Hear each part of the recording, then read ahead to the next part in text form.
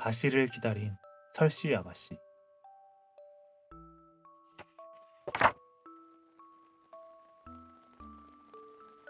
옛날 신라 서라벌 근처에 율리라는 마을이 있었다. 이 마을에는 할아버지를 모시고 사는 아가씨가 있었다.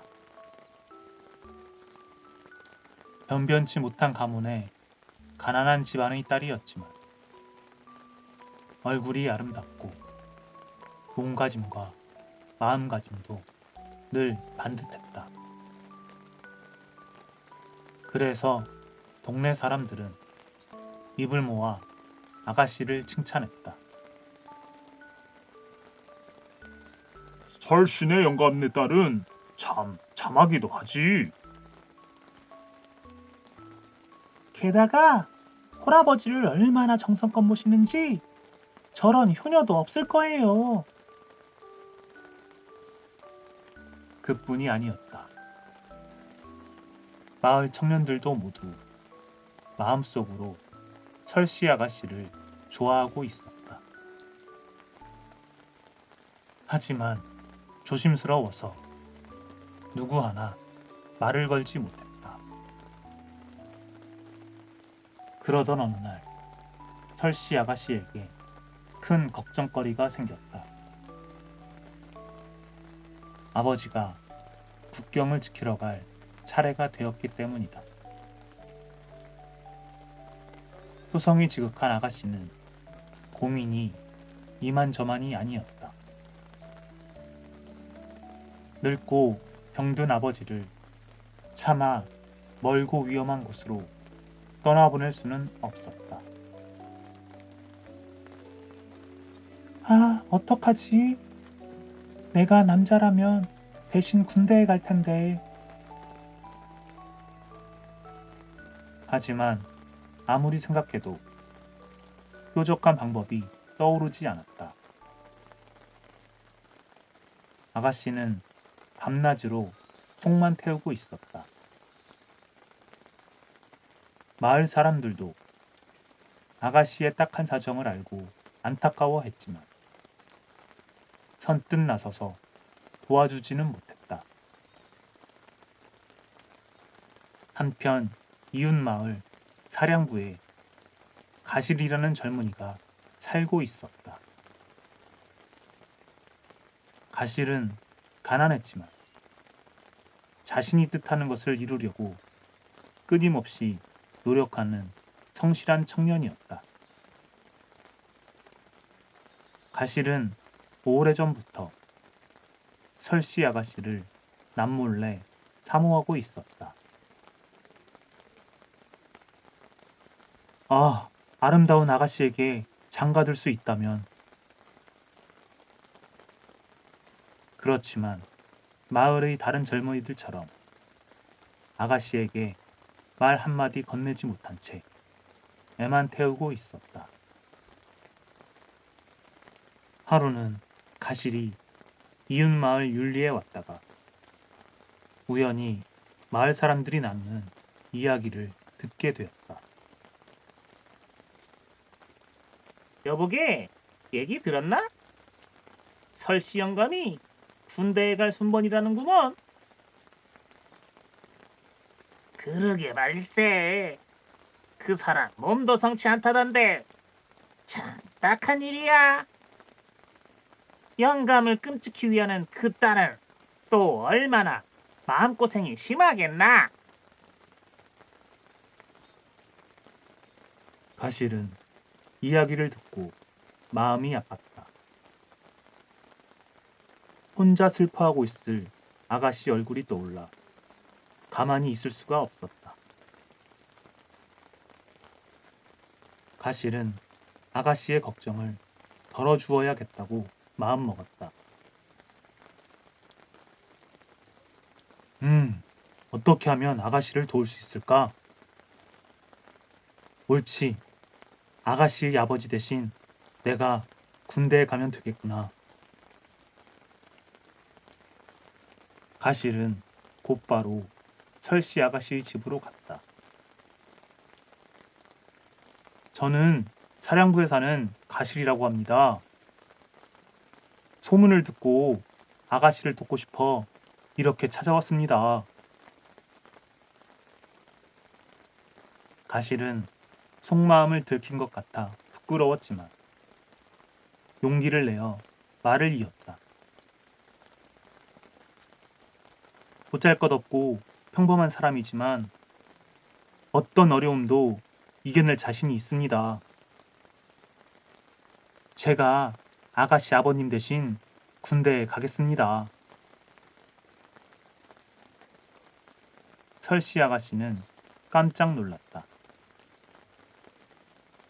꿈만 같은 이야기였지만 가실의 진지한 얼굴을 보니 믿음이 갔다. 아가씨는 듬직한 가실에게 마음이 끌렸다. 설씨 아가씨는 기뻐하며 아버지에게 가실의 말을 전했다. 그러자 아버지는 가실을 방으로 불렀다. 자네가 이 늙은이를 대신해 군대에 가겠다고 하니 기쁘기도 하지만 미안한 마음이 더 크다네.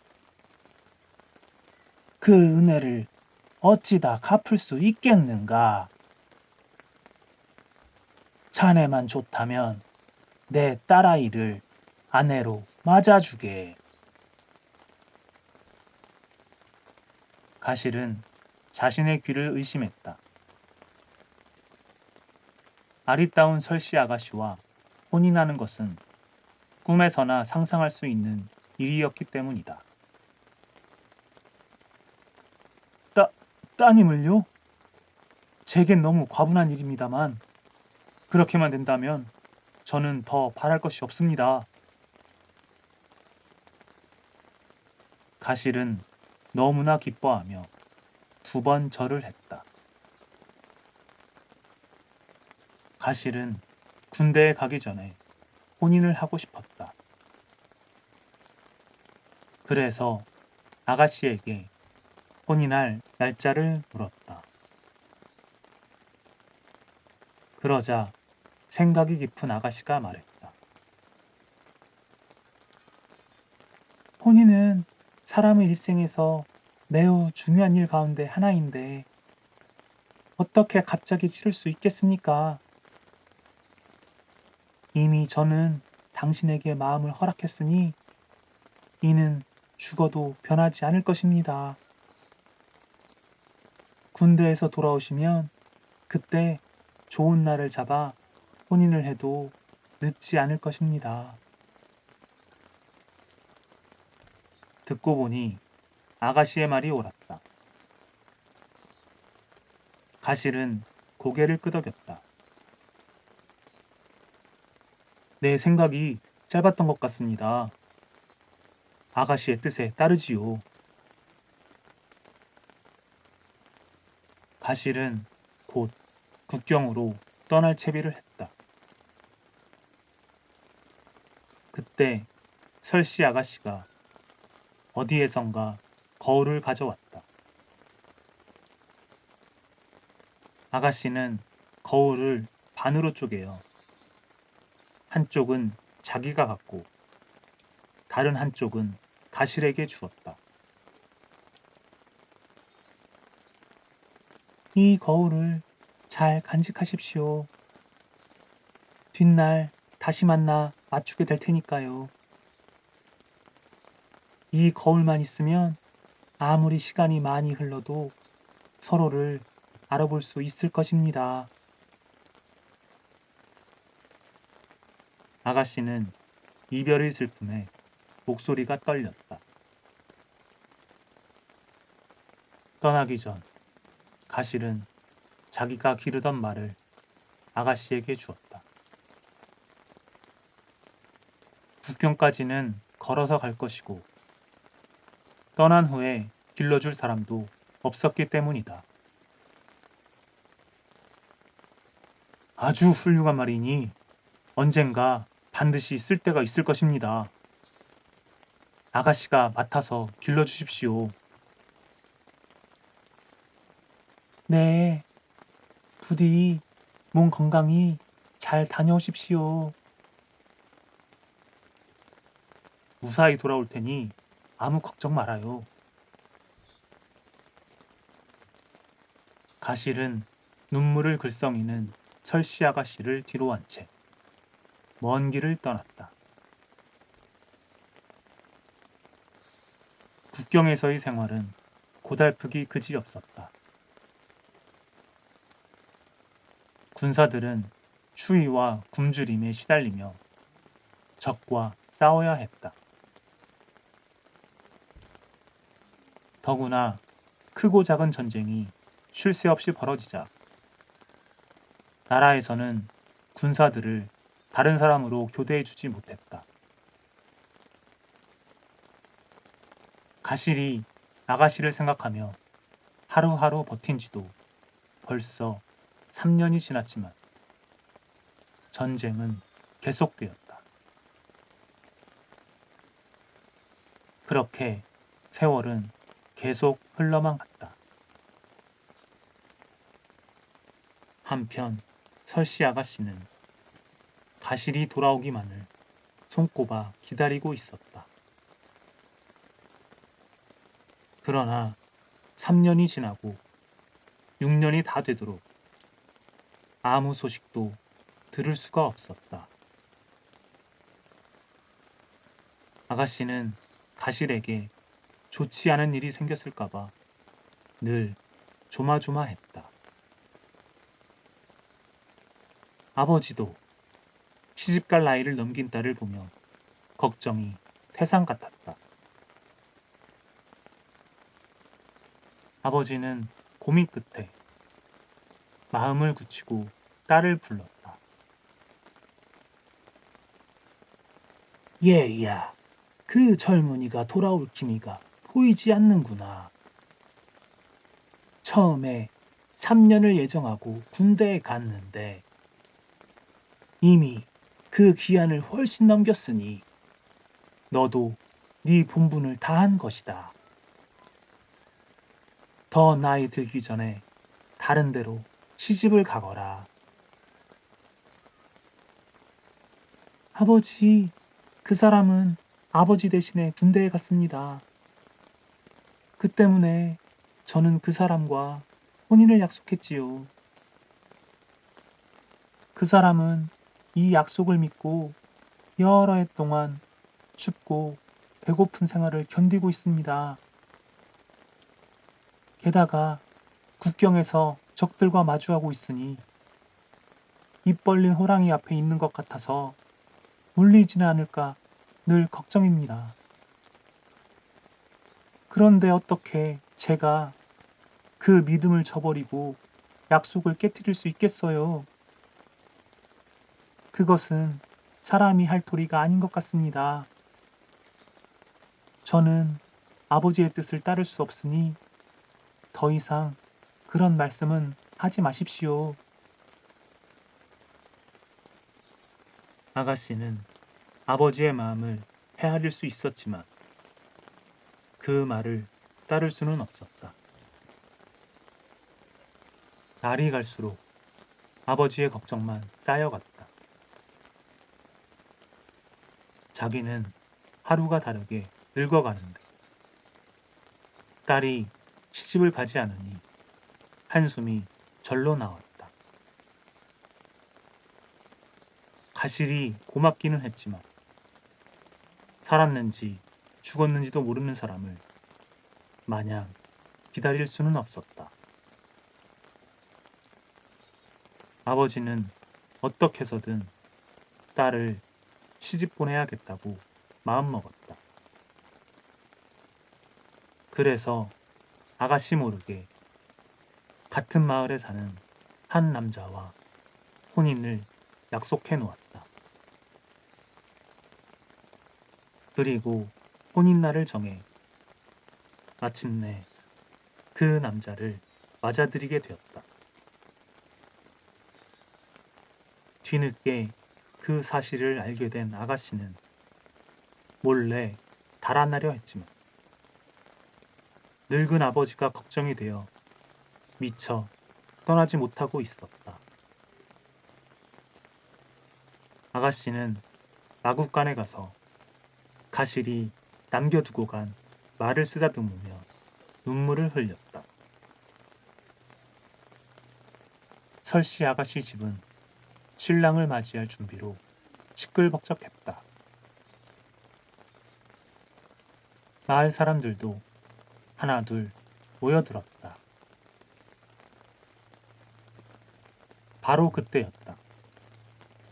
바짝 마르고 차림새가 남루한 남자가 집으로 들어섰다. 사람들은 구걸하러 온 거지라고 생각하고 아무도 신경을 쓰지 않았다. 그 초라한 남자는 마치 누군가를 찾는 듯 집안 구석구석을 살펴보았다. 그러다 마구간에서 울고 있는 아가씨를 발견하고는 재빨리 다가가서 말했다. 아가씨, 저예요. 가실입니다. 6년 전 아가씨와 혼인을 약속한 사람이라고요. 그러고는 품속에서 거울 한쪽을 꺼냈다. 깜짝 놀란 아가씨는 거울을 받아들고 자기가 간직하고 있던 거울을 꺼내 맞추어 보았다. 거울은 빈틈없이 꼭 들어맞았다. 아가씨는 믿을 수 없다는 듯 남자의 얼굴을 찬찬히 살펴보았다. 힘든 생활로 얼굴이 많이 상하긴 했지만 가실이 틀림없었다. 가실과 아가씨는 너무 기쁜 나머지 서로 부둥켜 안고 흐느껴 울기만 했다. 울음소리에 놀라 달려온 사람들은 영문도 모르는 채 두 사람을 바라보고 있었다. 하지만 곧 그 남자가 가실이라는 사실을 알고 모두들 뛸 듯이 기뻐했다. 아버지와 집안 사람들도 더없이 기뻐하며 무사히 돌아온 가실을 진심으로 반갑게 맞이했다. 가실과 설씨 아가씨는 마침내 좋은 날을 잡아 혼례를 치렀다. 두 사람은 그 뒤로도 오래오래 행복하게 살았다.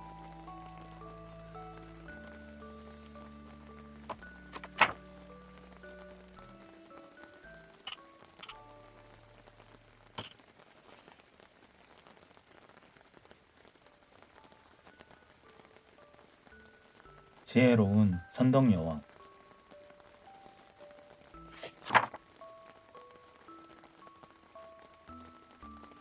632년 진평왕이 세상을 떠나자 그의 맏딸인 덕만공주가 신라 27대 왕이 되었다. 바로 선덕여왕이다. 선덕여왕은 나라를 다스리는 16년 동안 보통 사람은 상상도 할 수 없는 일을 3가지나 미리 알아맞혔다. 한 번은 이런 일이 있었다. 어느 날 중국 당나라 태종이 붉은빛, 자줏빛, 흰빛의 3가지 빛깔로 그린 모란꽃 그림 한 점과 그 꽃이 석쇠를 선물로 보내왔다.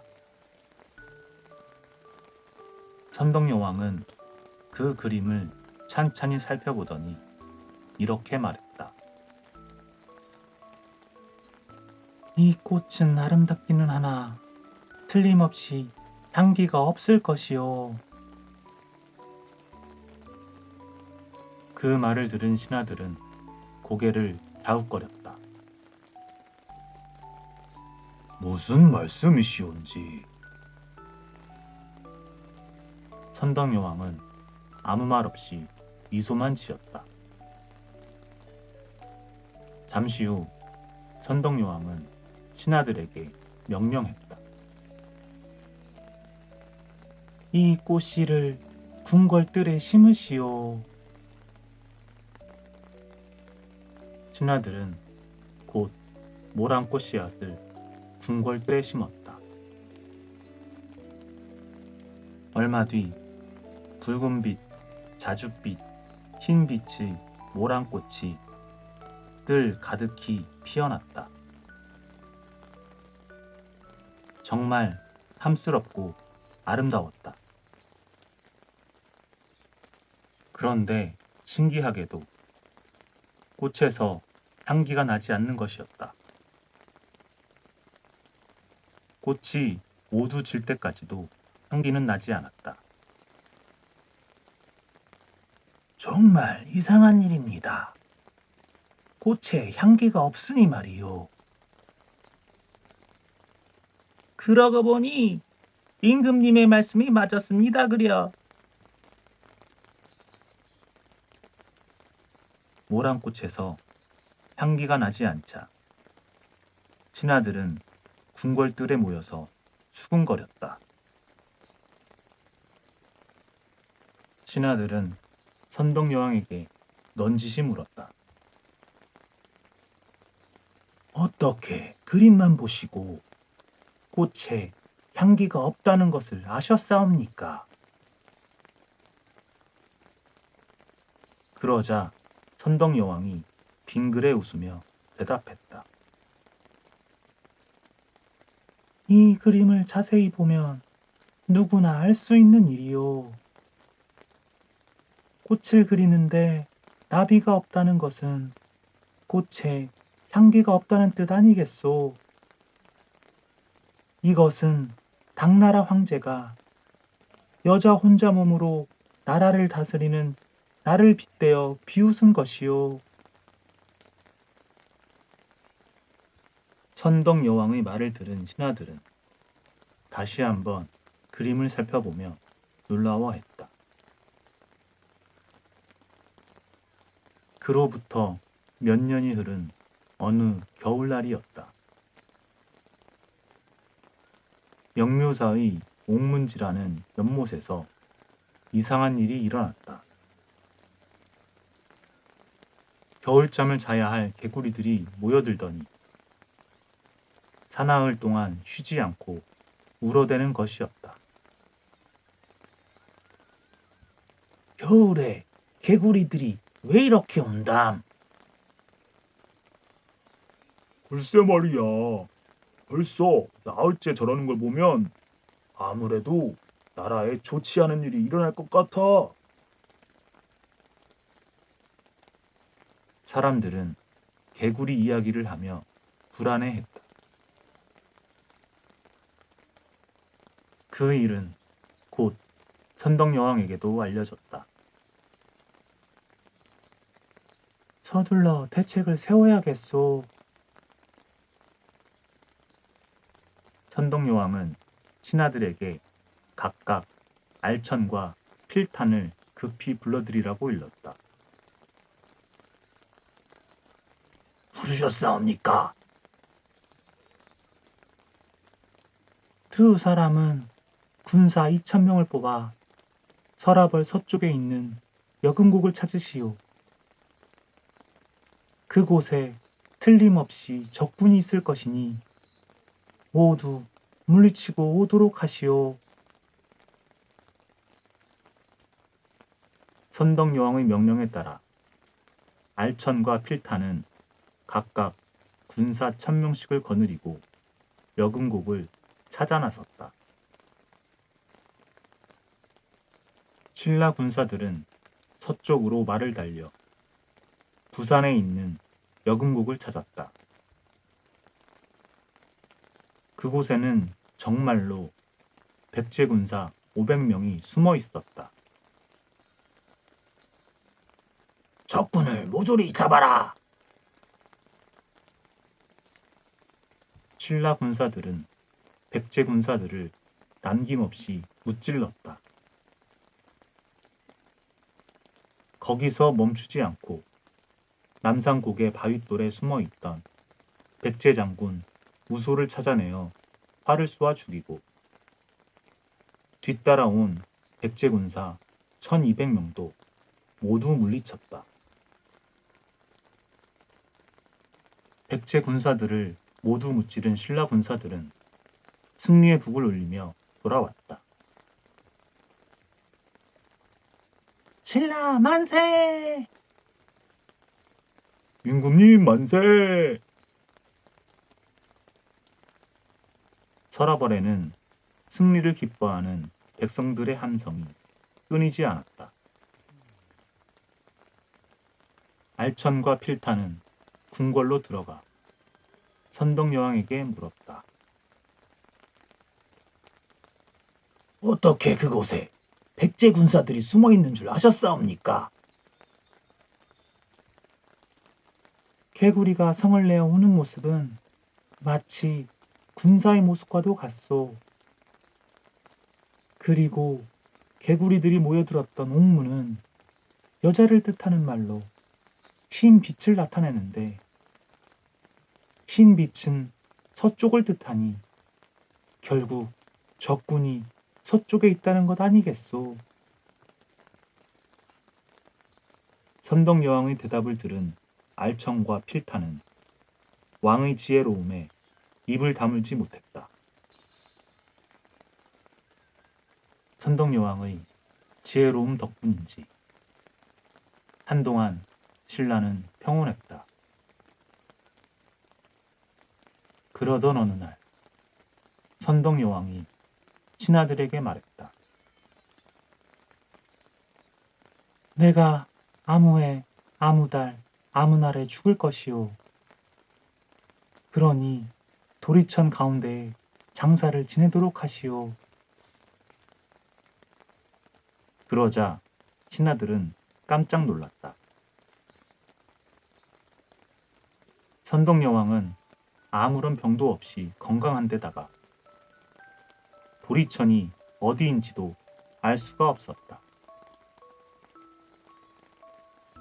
무슨 그런 당치 않은 말씀을 하시옵니까? 그러나 선덕여왕은 아무 말 없이 미소만 지었다. 잠시 후 한 신하가 어렵게 입을 열었다. 그런데 도리천은 대체 어디 있사옵니까? 낭산 남쪽이요. 선덕여왕은 자신의 죽음을 미리 알리고 얼마 지나지 않아 정말로 자신이 말한 그 해, 그 달, 그날에 세상을 떠났다.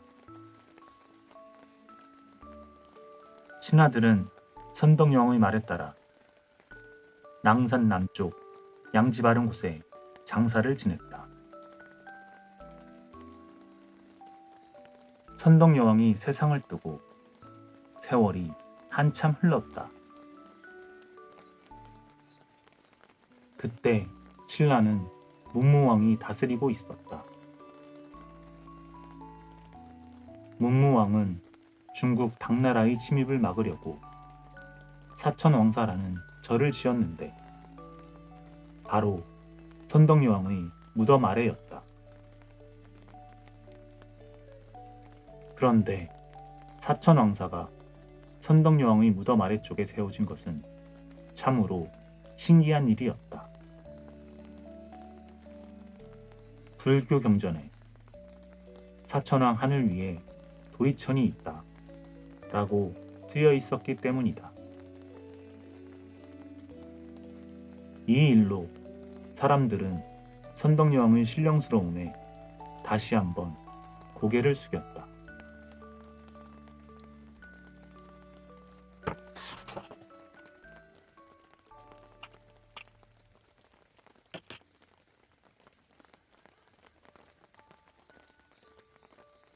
비단 치마를 주고 산 꿈.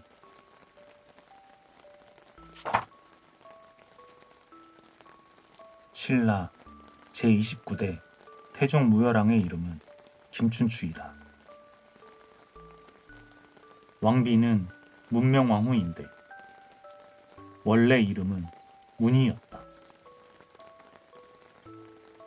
바로 삼국통일의 위협을 달성한 김유신 장군의 막내 누이였다. 김유신에게는 문희 말고도 보희라는 누이 동생이 있었다. 어느 날 아침 보희는 잠자리에서 일어나 고개를 갸웃거렸다. 참 이상한 꿈이야. 보희는 간밤의 꿈이 너무 신기해 골똘히 생각에 잠겨 있었다. 이때 동생 문희가 방으로 들어왔다. 그러나 보희는 동생이 들어온 것도 모르고 생각에 빠져 있었다. 언니, 왜 그렇게 멍하니 앉아 있어요? 문희로구나. 지난밤 꿈이 어찌나 생생한지 아직도 잊혀지지 않는구나. 무슨 꿈인데 그래요? 문희는 호기심 어린 얼굴로 보희 앞으로 바싹 다가 앉았다. 창피해서 말하기가 좀. 보희는 쑥스러운 듯 얼굴을 붉히며 말끝을 흐렸다. 아유, 언니도 참. 우리 둘만 있는데 뭐가 창피하다고 그래요. 어서 말해봐요. 좋아. 그럼 절대 소문내지 않기다. 알았지? 문희는 고개를 끄덕이며 보희와 단단히 약속을 했다. 보희는 천천히 꿈 이야기를 시작했다. 사실은 꿈에 내가 서학 꼭대기에 올라갔어. 거기서 오줌을 누웠는데 글쎄 서러버리 온통 오줌 바다가 되었지 뭐니. 그런데 그게 꿈 같지 않고 마치 진짜 일어난 일 같아. 문희는 보희 꿈 이야기를 듣더니 갑자기 눈을 반짝였다. 그리고 한동안 무엇인가를 생각하더니 보희의 손을 잡으며 말했다. 언니, 그 꿈 나한테 파세요. 내가 가장 아끼는 비단 치마를 드릴게요. 정말이니? 그렇다면 팔고 말고. 자, 내 꿈 받아라. 보희는 양손으로 꿈을 던지는 신용을 하며 이렇게 말했다. 간밤의 꿈을 너에게 물려주마. 동시에 문희는 보석을 펼쳐 꿈을 바꾸는 비단 치마로 꿈값을 치렀다. 꿈을 사고 판 두 사람은 서로 싱글벙글이었다. 꿈을 판 보희는 비단 치마를 얻게 되어 기뻤으며 꿈을 산 문희는 세상의 모든 것을 다 가진 듯 즐거웠다. 그런 일이 있고서 열흘쯤 지난 어느 날이었다. 김유신이 김춘추와 함께 집 앞에서 공을 차고 있었다. 한참 동안 공을 차며 놀던 김유신은 김춘추가 눈치채지 못하도록 조심하며 일부러 그의 옷자락을 발로 밟았다. 그 바람에 김춘추의 옷자락이 조금 찢어졌다. 이거 미안해서 어쩌지요? 실수로 그런 것인데 괜찮소. 공놀이나 계속 합시다. 아니요. 우리 집에 가서 옷도 꿰매고 차나 한잔 합시다. 김유신은 이렇게 말하고 앞장을 섰다. 김춘추도 어쩔 수 없이 김유신의 뒤를 따라 집으로 들어갔다. 김유신은 김춘추를 방으로 데리고 들어간 뒤 가만히 보이를 불렀다. 얘야, 지금 우리 집에 춘추공이 와 계시다. 공놀이를 하다가 옷이 좀 찢어졌는데 네가 들어가서 꿰매드려라. 사실 김유신은 김춘추가 큰 인물이 될 것이라고 생각했다. 그래서 실수를 한 것처럼 꾸며 누이 동생을 김춘추와 맺어주려고 했던 것이다. 그러나 보이는 그런 뜻을 헤아리지 못했다. 전 싫어요. 어떻게 그런 사소한 일 때문에 처음 보는 귀공자와 같은 방에 마주 앉는단 말이에요. 그러자 김유신은 막내 누이인 문희를 찾았다. 김유신의 말을 들은 문희는 서슴지 않고 대답했다. 제가 꿰매드릴 테니 걱정 마세요. 문희는 김춘추가 있는 방으로 가서 정성스레 그의 옷자락을 꿰매었다. 김춘추는 자신의 옷을 꿰매고 있는 문희의 아리따운 모습을 물끄러미 바라보았다. 유신공에게 저렇게 예쁜 누이 동생이 있었다니. 김춘추의 눈에는 문희가 하늘에서 내려온 선녀처럼 보였다.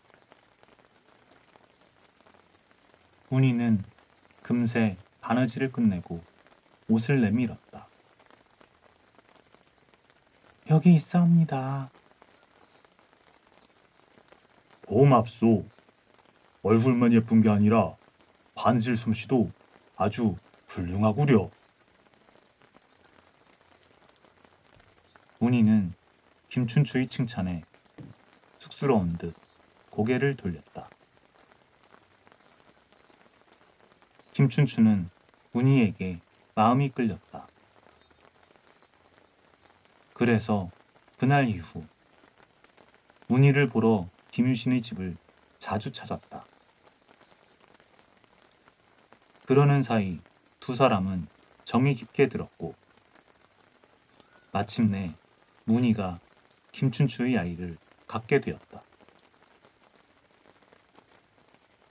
이 사실을 알게 된 김유신은 짐짓 화를 내는 채 했다. 부모님의 허락도 없이 아이를 갖다니 이 무슨 망측한 짓이냐? 집안을 욕되게 했으니 너 같은 아이는 죽어 마땅하다. 김유신은 일부러 이웃집까지 들리도록 고래고래 소리를 질렀다. 누이 동생을 꾸짖는 소리는 담장 밖을 넘어갔다. 이 소리를 들은 이웃 사람들은 서로 귓속말을 주고받았다. 이게 무슨 소리야? 처녀가 아이를 갖다니. 춘추공이 유신공의 집을 자주 들락거리더니 기어코 일을 저질렀구만. 어쨌든 유신공도 화가 많이 난 것 같으니 무사하긴 어렵겠어. 허허, 큰일이로군. 큰일이야. 이 소문은 순식간에 퍼져나가 서라벌에서 이 사실을 모르는 사람이 아무도 없을 정도였다. 그러던 어느 날이었다. 하루는 선덕여왕이 궁궐 밖으로 나와 남산으로 나들이를 갔다. 이 사실을 미리 알고 있던 김유신은 마당 한가운데에 장작 더미를 쌓아놓고 불을 지폈다.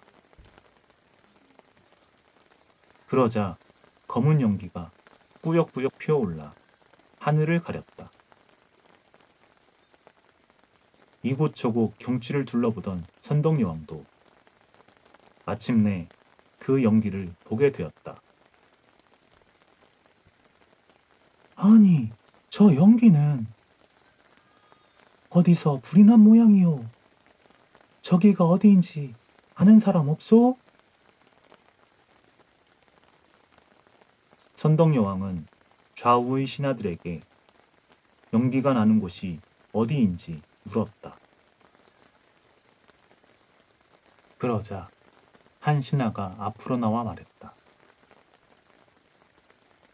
저 연기는 김유신 공의 집에서 나는 것인 줄 아옵니다. 뭐시오? 유신공의 집에 불이 났다면 어서 끄도록 해야지. 그게 아니었고. 신하는 말끝을 흐리며 망설였다. 그게 아니라니 도대체 무슨 일이요? 어서 말해보시오. 선덕여왕이 다그치자 신하는 사실대로 말할 수밖에 없었다. 김유신 공이 그 너희 동생을 벌하려 피우는 불이라 하옵니다.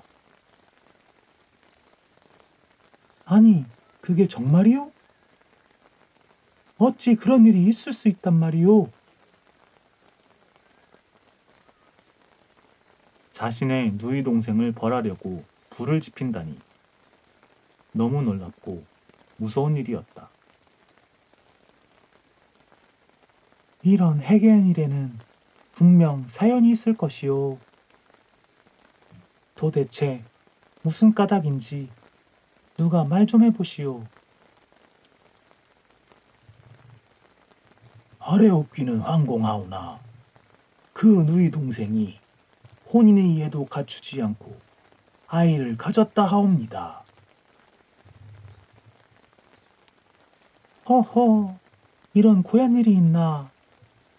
도대체 누구의 소행이요? 선덕여왕은 버럭 소리를 질렀다. 그러자 옆에서 선덕여왕을 모시던 김춘추가 얼굴을 붉혔다. 선덕여왕이 이를 눈치채고는 김춘추를 나무랐다. 누군가 했더니 바로 춘추공의 소행이었구려. 그런데 지금 여기서 무얼 하고 있는 게요? 어서 가서 용서를 빌고 그녀를 구하시오. 어서. 김춘추는 그제야 황급히 김유신의 집으로 달려갔다. 그러고는 선덕여왕의 명령을 전하고 용서를 구한 뒤 문희의 목숨을 살렸다. 그 후 김춘추와 문희는 혼례를 치렀다. 세월이 흘러 선덕여왕이 세상을 떠났다. 그리고 선덕여왕의 뒤를 이은 진덕여왕도 자식 없이 세상을 떠나자 뒤를 이어 김춘추가 왕이 되었다. 왕이 된 김춘추는 김유신과 함께 삼국을 통일하는데 큰 공을 세웠다. 또한 나라를 잘 다스려 백성들이 너도 나도 태평성대를 노래했다고 한다. 운이는 김춘추와의 사이에 6 아들을 두었다.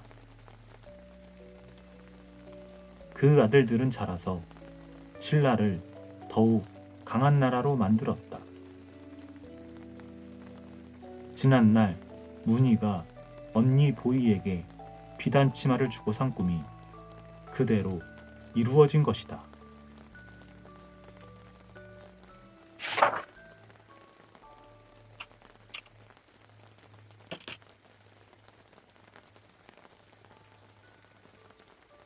바닷속에 묻힌 임금님.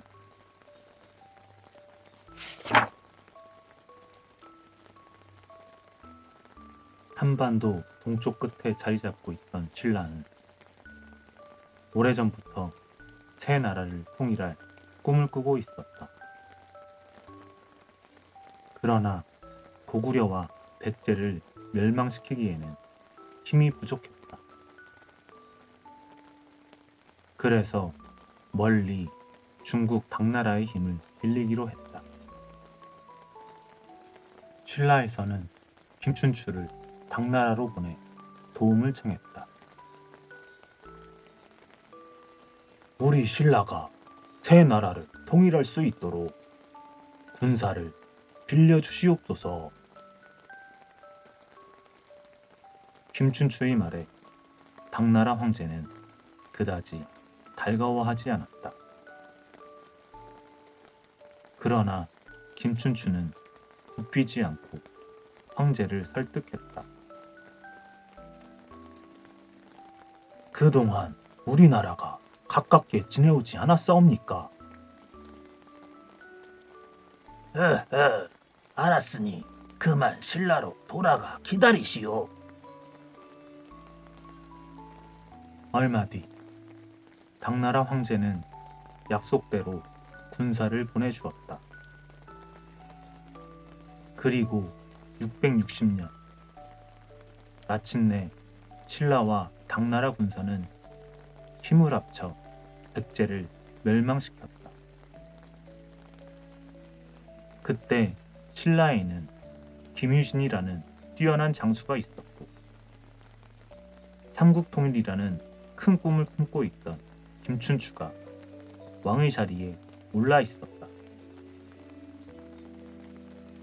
그러나 김춘추는 끝내 삼국의 통일을 보지 못하고 세상을 떠나고 말았다.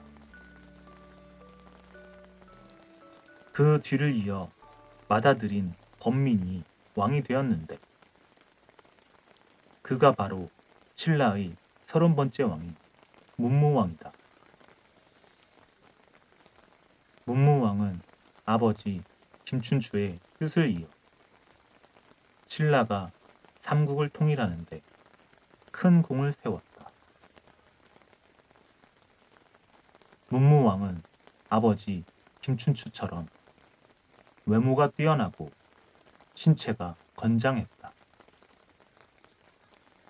또한 매우 영특해 지략도 뛰어났다. 그래서 오래전 진덕여왕 때에 아버지 김춘추를 따라 당나라에 가서 외교 활동을 할 정도였다. 뿐만 아니라 김춘추가 당나라 장수 소정방과 함께 백제를 멸망시킬 때에도 큰 공을 세웠다. 문무왕의 가장 큰 업적은 마침내 고구려까지 무너뜨려 새 나라를 통일한 것이다.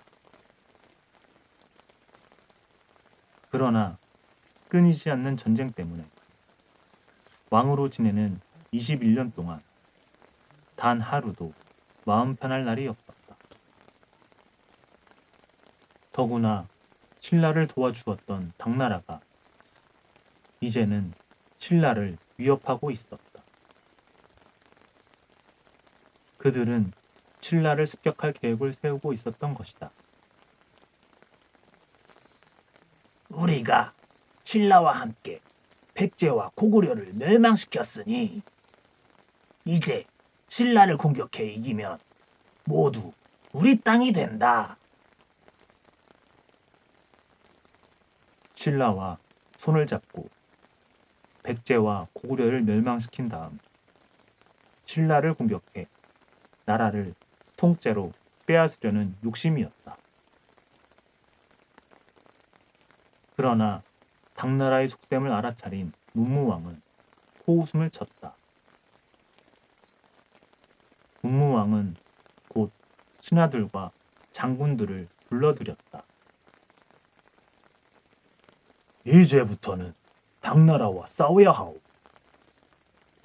그들은 우리를 도와주었지만 모두 자기들의 욕심 때문이었소. 이제 그 욕심을 채우려고 우리 신라를 공격하려 하니 정신 바짝 차려야 하오. 문무왕은 군사를 모아 당나라와 싸울 채비를 했다. 뭐라고 했느냐? 신라가 우리 군사와 맞서려 한다고? 이런 고약한 일이 있느냐? 이 소식을 전해 들은 당나라 황제 고종은 화가 머리끝까지 났다. 그래서 당나라에 와 있던 신라 벼슬아치 김인문을 불러들였다. 우리 군사의 도움을 받아 고구려까지 멸망시키고도 어찌하여 우리 군사들을 해치려 하느냐? 가만두지 않겠노라. 당나라 고종은 김인문을 옥에 가두어 버렸다. 그러고는 훈련이 잘 된 군사 50만 명을 뽑아 신라로 보냈다. 그 무렵 불법을 공부하러 당나라에 와 있던 의상법사는 김인문을 찾아갔다가 당나라 황제가 신라를 치려 한다는 사실을 알게 되었다. 김인문은 의상법사에게 이 사실을 신라에 알려달라고 부탁했다. 이거 큰일 났구나. 얼른 돌아가서 임금님께 알려야겠다. 의상법사는 신라로 급히 돌아와 문무왕을 찾아갔다. 당나라가 지금 수십만의 대군으로 쳐들어오고 있사옵니다. 서둘러 대책을 마련하셔야 할 것이옵니다. 뭐라 하시었소? 수십만의 대군이라 하시었소? 문무왕은 눈앞이 캄캄해졌다. 수십만이라면 상상도 할 수 없는 엄청난 군사였기 때문이다. 이를 어쩌면 좋겠소? 어서 대책을 마련해 보시오. 문무왕은 신하들을 모아놓고 당나라 군사들을 막을 방법을 의논했다. 그때 각간 벼슬을 하고 있던 김천존이 입을 열었다. 명랑법사를 찾아 물어보시는 것이 좋을 듯하옵니다. 들리는 말에 따르면 그가 용궁에서 비법을 받아왔다고 하옵니다. 무슨 비책이 있을지도 모르겠사옵니다. 그렇다면 어서 그를 찾아오도록 하시오. 어서. 문무왕의 부름을 받고 달려온 명랑법사는 자신 있게 말했다. 크게 걱정하지 않으셔도 되옵니다. 낭산 남쪽에 신유림이라는 곳이 있는데 그곳에 사천왕사라는 절을 짓고 도량을 열면 당나라 군사들을 막을 수 있사옵니다. 그 말이 사실이요? 명랑법사의 말에 문무왕과 신하들은 안도의 한숨을 쉬었다. 그러나 잠시 후 정주에서 달려온 사람이 숨을 헐떡거리며 급한 소식을 전했다. 당나라 군사들을 실은 배가 몰려와 바다 위를 돌고 있사옵니다.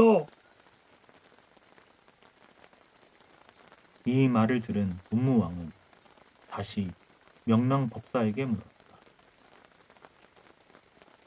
일이 이미 급하게 되었으니 이를 어찌하면 좋겠소? 불긋불긋한 채색 비단을 둘러 임시로 절을 만들면 되오니 염려 마시옵소서. 문무왕은 명란법사의 말에 따라 채색 비단으로 절을 꾸미고 풀로 오방의 신상을 만들도록 했다. 명랑법사는 다른 스님 12명을 지휘하며 비밀술법을 썼다. 그러자 바다에 큰 풍랑이 일어나더니 당나라 군사들을 실은 배가 모두 뒤집혀 바닷속으로 가라앉고 말았다. 위기를 넘긴 문무왕은 나중에 임시절을 고쳐짓고 사천왕사라고 불렀다. 그러나 당나라는 욕심을 버리지 못하고 671년 다시 군사 오만을 거느리고 신라에 쳐들어왔다. 명랑법사는 이번에도 같은 술법을 썼다. 그랬더니 당나라 군사들을 태운 배들이 예전처럼 모두 가라앉고 말았다. 이 소식은 곧 당나라 황제에게 전해졌다. 이게 도대체 어찌된 일인가? 당나라 황제는 김인문과 함께 옥에 갇혀 있던 박문준을 불러 물었다. 너희 나라에 도대체 무슨 비밀술법이 있느냐? 어찌하여 2번씩이나 큰 군사를 동원했는데도 살아 돌아오는 사람이 없단 말이냐? 박문준은 잠시 생각에 잠겼다가 조용히 입을 열었다. 저희가 신라를 떠나온 지 10년이 넘었는데 어찌 그 일을 알 수 있겠사옵니까? 다만 한 가지 들은 소식이 있사옵니다. 당나라의 은혜를 받아 삼국을 통일했으니 그 은덕에 보답하려 낭산 남쪽에 새로 사천왕사라는 절을 짓고 황제님의 만수무강을 빌고 있다는 것이옵니다.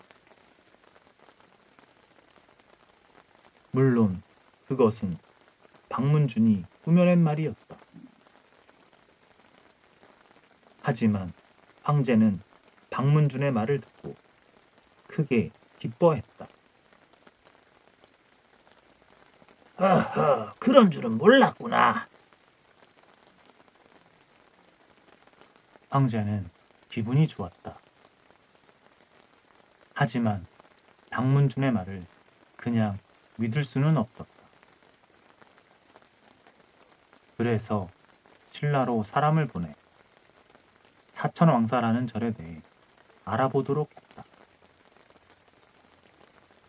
문무왕은 당나라 황제가 사천왕사에 대해 알아보려고 사신을 보냈다는 소식을 듣게 되었다. 그러나 문무왕은 그 절을 당나라 사신에게 보이는 것이 왠지 내키지 않아 신하들에게 물었다. 당나라 사신을 맞이하되 사천왕사를 보여서는 안 될 듯한데 그대들의 생각은 어떠시오? 저희들의 생각도 같사옵니다. 다른 절을 보여주어야 하옵니다. 문무왕은 고개를 끄덕였다. 그리고 사천왕사 남쪽에 새로 절을 짓게 하고는 당나라 사신을 기다렸다. 황제님의 만수무강을 빌고 있다는 절이 어디요? 먼저 그곳에 가서 향을 올려야겠소. 당나라 사신은 신라에 도착하자마자 사천왕사부터 찾았다. 먼 길을 오셨는데 잠시 쉬었다 가시지요. 그러나 당나라 사신은 막무가내였다. 정 그러시다 하면 따라오십시오. 신라의 관리들은 당나라 사신을 데리고 그 절로 갔다. 그러나 사신은 절 문 앞에 이르자 안으로 들어가지 않고 소리를 쳤다. 이곳은 사천왕사가 아니오. 한눈에 보아도 자기를 속이고 있다는 것을 알았기 때문이다. 그러자 신라에서는 황금 1000냥을 준비해 사신에게 주었다. 사신은 황금을 받고서는 조용히 당나라로 돌아갔다. 그리고 황제에게는 신라에서 사천왕사를 세우고 황제의 장수를 빌고 있다고 거짓말을 했다. 그 후 이 절은 당나라 사신의 말에 따라 은덕을 기리는 절이라는 뜻에서 망덕사라고 부르게 되었다. 박문준의 말이 맞다는 것을 확인한 당나라 황제는 옥에 가두었던 김인문과 박문준을 풀어주어야겠다고 생각했다. 황제의 의향을 전해 들은 문무왕은 강수 선생에게 김인문의 석방을 청하는 글을 짓게 해 당나라로 보냈다.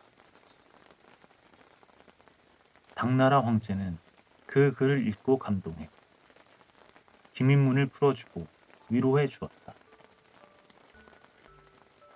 이로써 삼국통일이라는 큰 업적을 이룬 문무왕은 슬기롭게 나라를 다스렸다. 부처님의 공경하는 마음이 깊었던 문무왕은 지의 법사에게 늘 이런 말을 하곤 했다. 나는 죽은 뒤에도 나라를 수호하는 큰 용이 되어 불교를 떠받들고 나라를 지킬 것이요. 그러자 지의 법사가 조용히 물었다. 용이 되어 짐승으로 태어나도 괜찮겠나이까? 내가 세상에 부귀영화를 싫어한 지는 오래되었소. 만약에 내가 부처님의 법칙에 따라 짐승이 된다면 나의 뜻에 꼭 맞는 일이요. 죽어서까지 나라를 지키고 싶어 했던 문무왕은 왕이 되어 나라를 보살핀 지 21년 만인 681년에 세상을 떠나고 말았다. 문무왕은 눈을 감으며 동해 가운데에 있는 큰 바위에 장사를 지내라고 유언을 남겼다. 내가 죽거든 불교 의식에 따라 화장에 동해에 묻도록 하오. 나는 동해의 용이 되어 죽어서도 나라를 지킬 것이요. 신하들은 문무왕의 유언에 따라 동해 입구에 있는 큰 바위에 장사를 지냈다. 그 바위가 바로 대왕암이다.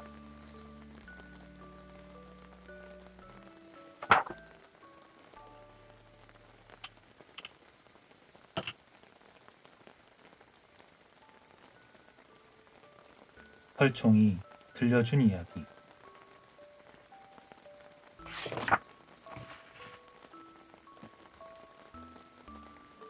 태종 무열왕이 나라를 다스릴 때의 일이었다. 오래전에 불교를 받아들인 신라는 다른 나라들에 비해 훌륭한 스님들이 많았다. 그 가운데 원효 스님은 신분이 높은 사람들만 믿던 불교를 백성들에게 널리 알리는데 큰 공을 세웠다. 뿐만 아니라 불교에 대한 지식도 깊어 다른 스님들은 물론이고 왕에게도 여러 번 부처님의 가르침을 알리곤 했다. 그러던 어느 날 원효 스님은 갑자기 절을 떠나 평범한 사람들이 사는 곳으로 돌아갔다. 그리고 태종 무열왕의 둘째 딸 요석공주를 만나 혼인을 하게 되었다. 몇 달 후 원효 스님과 요석공주는 씩씩한 아들을 낳았다. 원효 스님은 몹시 기뻐했다. 그리고 자신의 원래 성에 따라 아이의 이름을 설총이라고 지었다. 설총은 어렸을 때부터 여러 가지 학문을 익혔다. 불교에 관한 것은 말할 것도 없고 중국의 고전까지도 빠짐없이 배웠다. 총명했던 설총은 아무리 어려운 책이라도 척척 읽었으며 글 짓는 솜씨도 남달라 많은 사람들을 놀라게 했다.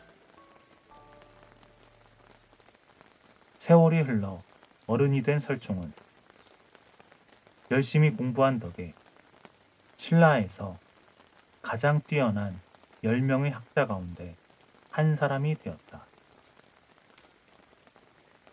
이 10명의 학자를 시편이라고 불렀는데 백성들은 물론이고 벼슬아치와 왕까지도 시편을 따르고 존경했다. 그러던 어느 여름날이었다.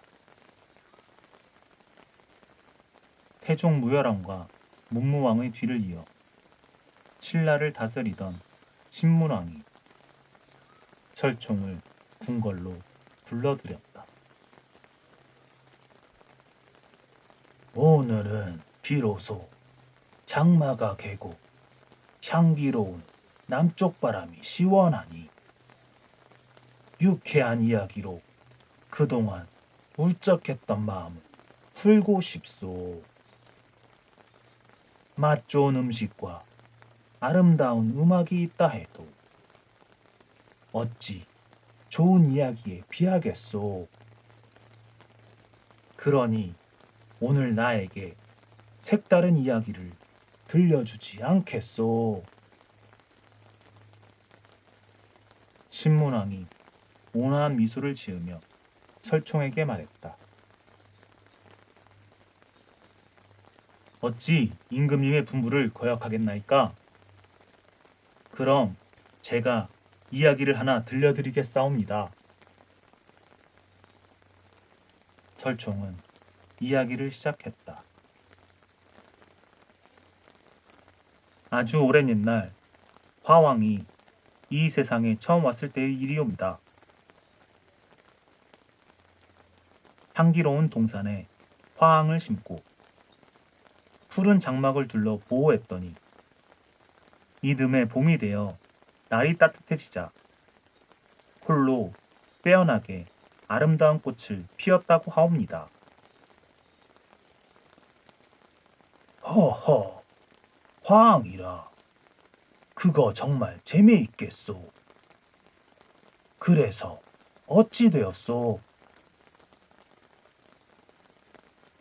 이야기를 시작하자마자 신문왕은 흥미로운 표정으로 물었다. 설총은 가볍게 미소를 지으며 말을 계속 이어나갔다. 화황이 피어나자 멀고 가까운 곳에서 여러 가지 꽃들이 앞을 다투어 화왕을 찾아왔답니다. 깊고 그윽한 골짜기에서 피어난 신비로운 꽃들은 물론이고 양지 바른 동산에서 싱그럽게 피어난 꽃들도 화왕을 찾아와 절을 올렸지요. 다른 꽃들에게 뒤지지 않을까 걱정하면서 꽃들은 화왕에게 제 모습을 뽐내기에 여념이 없었습니다. 그런데 바로 그때 어디에선가 유난히 얼굴이 붉은 미인이 나타났습니다. 그 모습이 얼마나 아름다운지 수많은 꽃들 속에서도 금세 눈에 띄었답니다. 그 미인은 옷 같은 이를 드러내며 미소를 짓고 있었는데 곱게 화장한 얼굴이 과연 절세 미인이었다고 합니다. 미인은 산들산들 불어오는 봄바람에 화려한 나들이 옷을 나풀거리며 어여쁜 걸음걸이로 화왕 앞까지 얌전히 걸어왔습니다. 화왕이시여, 저는 눈처럼 희리흰 물가의 모래를 밟고 겨울처럼 맑은 바다를 바라보며 자랐사옵니다. 또한 봄비를 맞으며 몸에 쌓인 먼지를 씻어내고 맑은 바람을 맞으며 지냈사옵니다. 미인은 정말 눈부시게 아름다웠습니다. 새침하게 말하는 모습까지 흠잡을 데가 한 군데도 없었습니다. 화왕은 넋을 잃고 그 미인을 쳐다보다가 이렇게 물었습니다. 그대의 이름이 무엇인가? 장미라고 하옵니다. 대왕의 높은 덕망을 들었기에 가까이에서 대왕을 모시려고 왔사옵니다. 부디 저를 받아주옵소서. 허허, 아무렴 그래야지. 화왕은 흡족한 듯 미소를 지으며 대답했습니다. 그런데 바로 그때 구석에 있던 장부 하나가 화왕 앞으로 나섰습니다. 장부는 베옷을 입고 있었는데 허리에 가죽띠를 두르고 지팡이를 짚은 채 비틀거리며 걸어왔습니다. 게다가 나이도 아주 많은지 흰머리가 가득했습니다. 방금 전에 나타난 미인의 모습과는 영 딴판이었지요. 장부는 화왕을 향해 아주 공손하게 허리를 굽히며 말했습니다. 화왕이시여, 저는 백두옹이라고 하옵니다.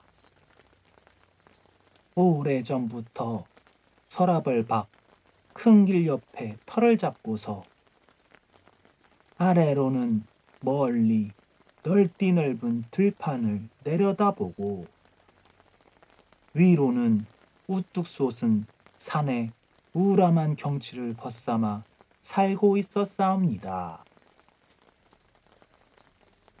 그런데 날 찾아온 이유가 무엇인가? 미인의 화려한 모습에 비해 볼품없고 초라했기 때문이었을까요?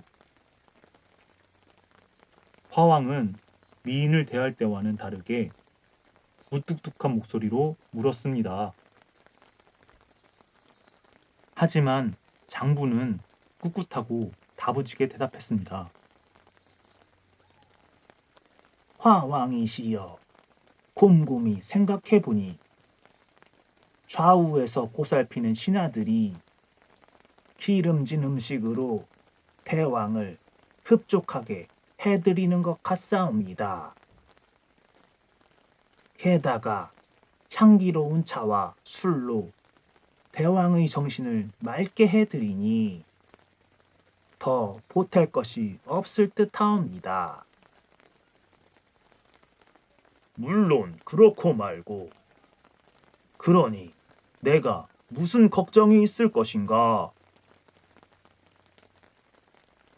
하지만 화왕이시여, 기름진 음식과 향기로운 차와 술이 좋다고는 하나 그것보다는 좋은 약으로 원기를 북돋우고 독한 침으로 몸속에 파고든 독을 없애야 하옵니다. 독이라니 대체 무슨 말을 하고 싶은 겐가? 장부의 말에 화왕은 고개를 갸웃거렸습니다. 그러자 장부가 힘차게 대답했습니다.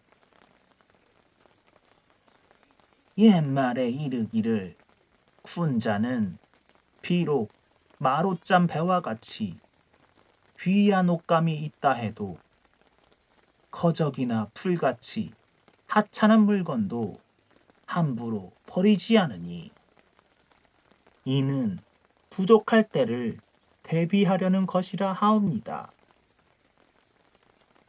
대왕께서도 이렇게 생각하고 계신지요? 그 말에 화왕은 깜짝 놀랐습니다. 장부의 말은 결국 화왕에게 진정으로 현명한 왕이냐고 묻는 것이었기 때문입니다. 화왕은 아무 말도 하지 못했습니다. 그때 화왕 옆에 있던 신하가 앞으로 나섰습니다. 화왕이시여, 지금 빼어난 절세미인과 기력이 다한 노인이 화왕의 신하가 되려고 왔사옵니다.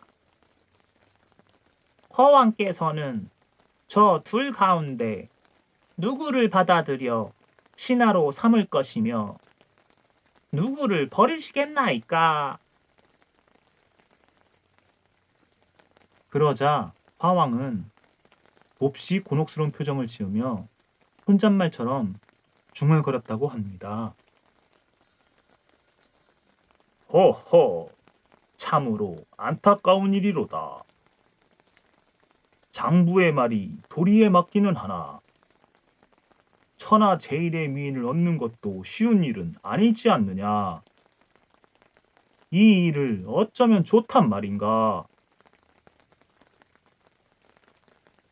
바로 그때였습니다.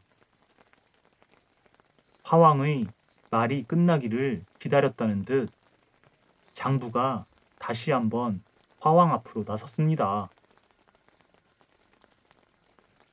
화왕이시여, 저는 태왕께서 총명하셔서 이치를 아실 것이라 믿었사옵니다.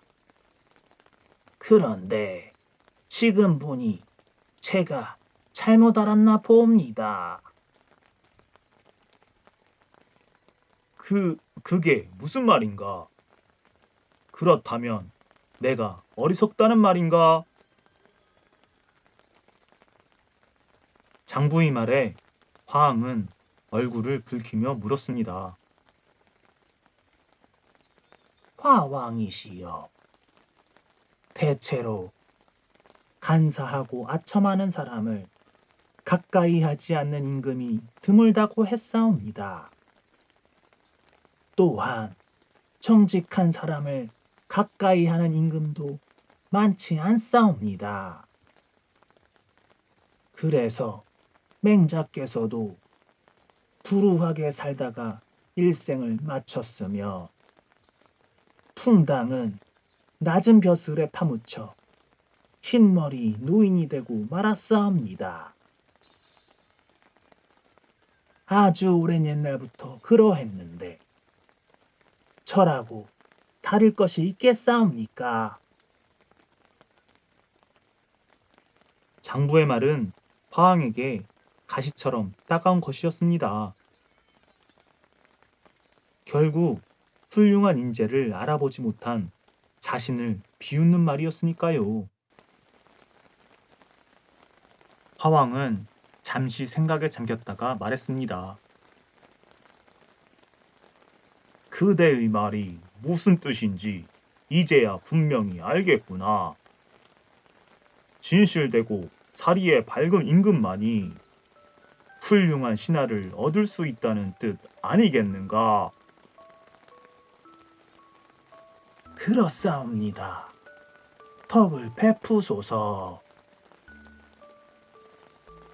오, 내가 잘못했도다. 내가 잘못했어. 그대의 깊은 뜻을 이제야 알겠노라. 미인의 아름다움에 그만 눈이 멀어 그대와 같이 진실된 사람을 알아보지 못할 뻔했도다. 화왕은 미소를 머금고 장부의 손을 잡았습니다. 임금님, 이제 제 이야기는 끝났사옵니다. 한참 동안 화왕의 이야기를 들려주던 설총이 신문왕을 바라보며 말했다. 그러자 신문왕은 고개를 끄덕이며 대답했다. 참으로 뜻깊은 이야기요. 그대의 이야기를 듣고 느끼는 바가 많았소. 이 이야기를 글로 남겨 임금이 되는 모든 이들이 교훈으로 삼도록 해야겠소. 황공하옵니다. 이렇듯 좋은 이야기로 현명한 임금의 도리를 깨닫게 해준 그대가 내 곁에 머물며 항상 나를 일깨워 주었으면 좋겠소. 그러고는 곧 설총에게 높은 벼슬을 내렸다. 그 후 설총은 여러 가지 충고와 좋은 이야기로 신문왕을 도왔다고 한다.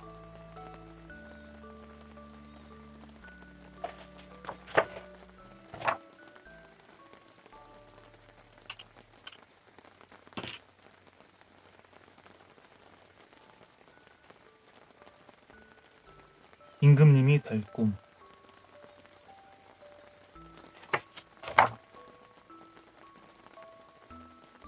선덕왕이 신라를 다스릴 때였다. 김경신이라는 사람이 있었는데 선덕왕이 왕위에 오를 때 도움을 준 덕분에 각간이라는 높은 벼슬을 하고 있었다. 어느 날 김경신은 아주 이상한 꿈을 꾸었다. 꿈속에서 자신이 머리에 썼던 두번을 벗고 흰 갓을 쓰고는 12줄 가야금을 든 채 천관사의 우물 속으로 들어가는 것이었다.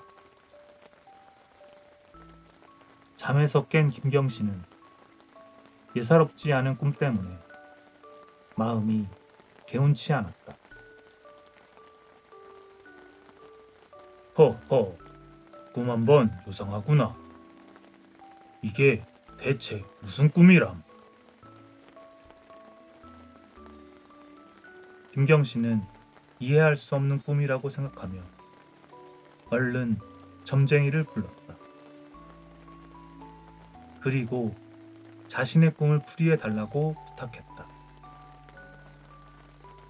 그리고 자신의 꿈을 풀이해 달라고 부탁했다.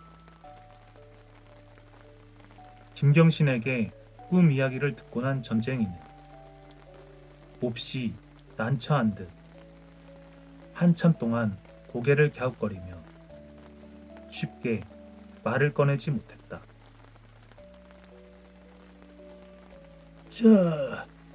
말씀드리기가 무척 죄송스러우나 그리 좋은 꿈은 아닌 듯하옵니다. 대체 무슨 꿈인데 그러시오? 꿈에서 투건을 벗는 것은 관직을 잃을 징조이며 12줄 가야금을 든 것은 칼을 쓰게 될 것임을 뜻하옵니다. 또한 우물에 들어간 것은 감옥에 갇히게 될 초짐이옵니다. 뭐시오? 김경신은 깜짝 놀라 안절부절 못했다. 다음 날부터 김경신은 꼼짝도 않고 방에만 틀어박혀 지냈다. 방문을 걸어 닫고 아무도 만나지 않았다. 도대체 내가 무슨 죄를 지어 벼슬을 빼앗기고 옥에 갇히기까지 한단 말인가? 김경신은 걱정이 태산 같았다. 며칠이 지난 어느 날이었다. 아찬이라는 벼슬을 하던 여삼이 김경신을 찾아왔다. 그러나 김경신은 평소에 가깝게 지내던 여삼마저도 만나기를 꺼려했다. 미안하오. 내가 병이 깊으니 돌아갔다가 뒷날 다시 오시오. 김경신은 문도 열지 않고 엉뚱한 핑계를 댔다. 그런데 무엇인가 눈치를 챈 여삼은 돌아가지 않았다. 꼭 만나 뵙고 가야 합니다. 그러니 언제까지라도 기다리겠습니다. 여삼이 이렇게 나오자 김경신은 차마 거절할 수가 없었다. 김경신은 닫아 걸었던 방문을 열고 여삼에게 들어오라고 했다. 근심하고 계신 일이 무엇입니까? 기꺼이 힘이 되어 드릴 테니 무슨 일인지 말씀해 보십시오.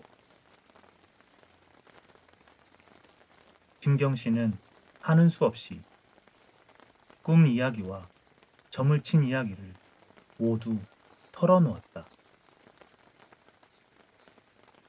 여삼은 이야기를 듣자마자 벌떡 일어나더니 김경신에게 절을 했다. 아니, 갑자기 왜 그러시오? 김경신은 깜짝 놀랐다. 그러자 여삼은 다른 사람들이 알아듣지 못하게 소곤거렸다. 공께서 꾸신 꿈은 보통 꿈이 아닙니다. 만약 임금이 되신 뒤에도 저를 버리지 않으시겠다면 꿈풀이를 해보겠습니다. 김경신은 더욱 놀랐다. 그리고 방 가까이 아무도 오지 못하게 한 다음 낮은 목소리로 물었다. 지금 무슨 소리를 하는 것이오? 임금이라니? 잘 들으십시오. 머리에 썼던 두건을 벗었다는 것은 이 세상에 공보다 더 높은 사람이 없다는 뜻입니다. 또한 흰 갓을 썼다는 것은 면류관을 쓸 조짐이며 12줄 가야금을 들었다는 것은 12대 손이 왕위에 오른다는 조짐입니다. 그럼 내가 진정 임금이 된다 이 말이오? 그렇습니다. 천관사 우물로 들어간 것은 바로 궁궐로 들어간다는 뜻입니다. 김경신은 여삼의 말을 듣고 아무 말도 하지 못했다. 그런데 가만히 생각해 보니 틀린 말은 아닌 듯했다. 김경신 자신이 바로 내무랑의 12대 손이었기 때문이다. 김경신이 다시 여삼에게 물었다. 하지만 나보다 벼슬이 더 높은 김주원이 있지 않소? 그도 왕족인데 내가 어찌 그를 물리치고 임금이 될 수 있단 말이오. 김경신은 놀랍기도 하고 기쁘기도 했지만 여전히 실감이 나지 않았다. 그러자 여삼이 목소리를 낮추어 말했다. 너무 염려하지 마십시오. 아무도 모르게 북천신에게 제사를 지내면 될 것입니다. 여삼은 그렇게 대답하고 돌아갔다. 김경신은 여삼이 돌아간 뒤에 곰곰이 생각했다. 허허, 아무런 힘도 없는 내가 나보다 윗자리에 있는 왕족을 물리치고 임금이 된다고? 혹시 여삼이 내 걱정을 덜어주려고 지어낸 말은 아닐까? 하지만 여삼은 그렇게 괜한 말을 할 사람이 아닌데. 이런저런 생각에 잠겨있던 김경신은 결국 여삼의 말을 따르기로 했다. 김경신은 밤이 깊어지자 살며시 밖으로 나가 북천으로 향했다. 그러고는 온갖 정성을 다해 북천 신에게 제사를 올렸다. 그러던 어느 날이었다. 선덕왕이 갑작스럽게 세상을 떠났다.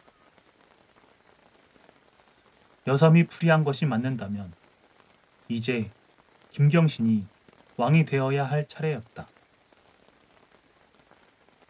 하지만 궁궐에서는 김주원을 왕으로 맞아들이려고 했다.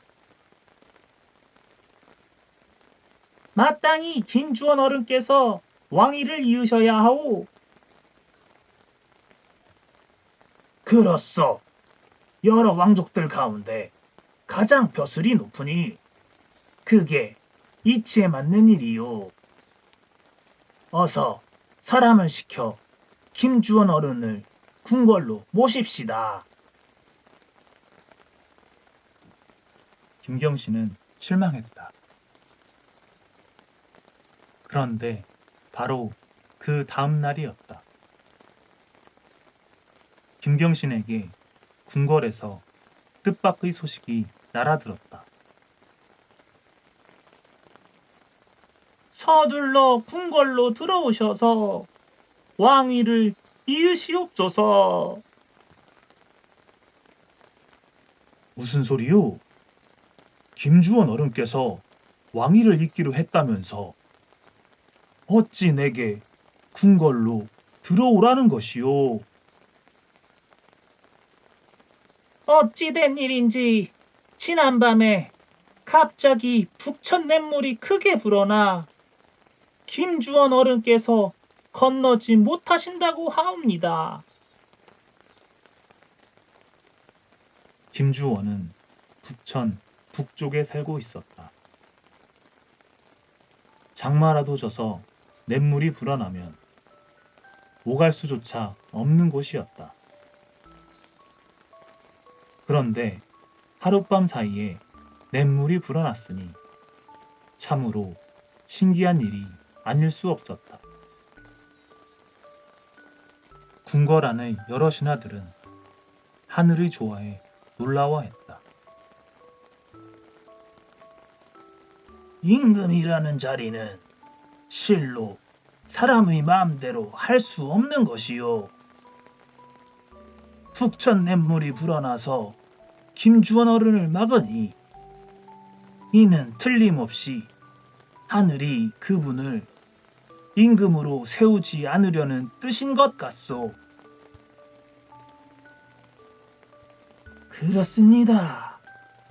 김경신 어른 또한 덕망이 높으니 임금이 될 만한 자질이 있소이다. 서둘러 김경신 어른을 모셔 왕위를 잇게 해야 하오. 냇물이 불어난 것을 하늘의 뜻이라고 여긴 신하들이 급히 김경신에게 정가를 보냈던 것이다. 곧 김경신은 궁궐로 들어가 신라의 38대 왕이 되었다. 그가 바로 원성왕이다. 원성왕은 왕이 된 뒤 자신의 꿈을 풀어준 여삼을 찾았다. 그러나 안타깝게도 여삼은 이미 세상을 뜨고 말았다. 원성왕은 대신 그의 가족들을 궁궐로 불러들이고 높은 벼슬을 내려 여삼과 했던 약속을 지켰다고 한다.